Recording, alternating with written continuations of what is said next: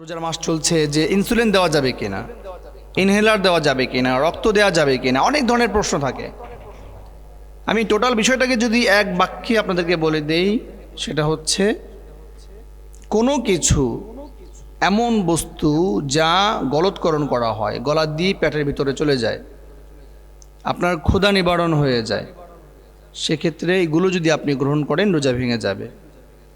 কিন্তু যদি এমন হয় যে আপনার পেটে যায় না, শারীরিক সুস্থতার জন্য দেওয়া হয়ে থাকে, তাহলে রোজা ভাঙবে না। এবার বিস্তারিত কথার মধ্যে যাই, চলেন। আমরা যদি এমন হয় যে আপনি কি করছেন, আপনার ডায়াবেটিস, আপনি ইনজেকশন নিচ্ছেন, ইনসুলিন নিচ্ছেন, সেক্ষেত্রে রোজা ভাঙবে না। আপনি রক্ত দিচ্ছেন, রক্ত ডোনেট করছেন, ব্লাড ডোনেট কানেকশন করা অনেকে, তো ব্লাড ডোনেট করার ক্ষেত্রে, রক্তদান করার ক্ষেত্রেও আপনার রোজা ভাঙবে না। তবে সতর্কতা হচ্ছে আপনি নিজে কতটুকু ফিট থাকতে পারবেন, না নিজে কতটুকু আপনি ভালো থাকতে পারবেন, এটা হচ্ছে দেখার বিষয়। যদি নিজে উইক থাকেন, দুর্বল থাকেন, তাহলে আরেকজনকে দিতে পারবেন না, এটা ইসলাম সাপোর্ট করে না। তো সেক্ষেত্রে আমরা আমাদের যে সমস্ত বিষয়, যেমন আপনার ইনজেকশন দেওয়া, তারপরে হচ্ছে তৈল ব্যবহার করা, সুরমা দেওয়া, আতর ব্যবহার করা, এগুলোতে রোজা ভাঙবে না। বরং যদি আপনার এমন হয় যে সিগারেট ধূমপান করছেন, এটা তো একটা বলতে পারেন একটা হাওয়া, এমনিতে যায় পাওয়া, তো আমি বলবো এটাও একটা খাওয়া। তো ধূমপান করা, এটা যে আপনি যে হাওয়াটা নিচ্ছেন, এটাও কি একটা, যে ধোঁয়াটা নিচ্ছেন, এটাও একটা কি খাদ্য বা খাবার। তো এই জন্য এটাও রোজা ভাঙার একটা কারণ। তো অবশ্যই আমাদেরকে এটা দেখতে হবে যে রোজা ভঙ্গের কারণগুলো কি কি। স্ত্রী সহবাস করা, এটা রোজা ভঙ্গের একটা কারণ। বমি হওয়া, এটা রোজা ভঙ্গের কারণ।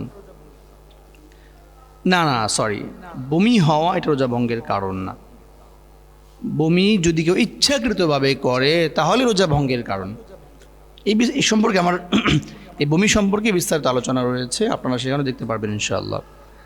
তাহলে আমি এখন যেটা বললাম আপনাকে, যে ইনজেকশন আমরা যেটা ব্যবহার করি, ইনসুলিন যেটা আমরা নেই, অনেক ডায়াবেটিসের মা বোন আছেন, তো যাদের ডায়াবেটিসটা খুব বেশি বা কম বেশি হয়ে থাকে, তো এই জন্য অনেক ইনসুলিন নিয়ে থাকে। তো এই ক্ষেত্রে আপনারা অবশ্যই ইনসুলিন নিতে পারবেন, কোনো সমস্যা নেই। আপনার ঠোঁট শুকিয়ে গেছে, আপনি ঠোঁটে একটু তৈল বা অন্য কিছু যদি জেল ব্যবহার করেন, ব্যবহার করতে পারেন। বাকি সতর্কতা হচ্ছে এটা যেন আপনার পেটে না যায়, এটাই মূল লক্ষণীয় এবং দেখার বিষয়।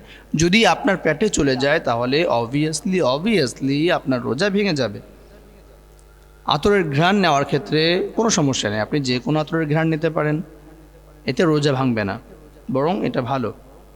মেসওয়াক করতে পারেন। তবে আমরা অনেক সময় ব্রাশ করি, ব্রাশ করার কারণে আপনার যদি এমন হয় যে ঘষায় ঘষায় আপনার ব্রাশের যে থুতুটা, ব্রাশের যে আপনার ফেনাটা, সেটা আপনার গলৎকরণ হচ্ছে, গলায় চলে যাচ্ছে, তাহলে রোজা ভেঙে যাবে। সো বি কেয়ারফুলি, আমাদেরকে এটা খেয়াল করতে হবে। তবে আমি এই ক্ষেত্রে আপনাদেরকে যেটা সাজেস্ট করি, সেটা হচ্ছে অবশ্যই আপনারা মেসওয়াক করবেন, এটা সুন্নাহ। মেসওয়াক আসিওয়াক মিতফারাতুন লিল ফামি, মেসওয়াক হচ্ছে আপনার মুখের ময়লা আবর্জনা দূর করে, প্লাস হচ্ছে ঘ্রাণ নিয়ে আসে। আল্লাহ তাআলা আমাদেরকে আমল করার তৌফিক দান করুক। আল্লাহুম্মা।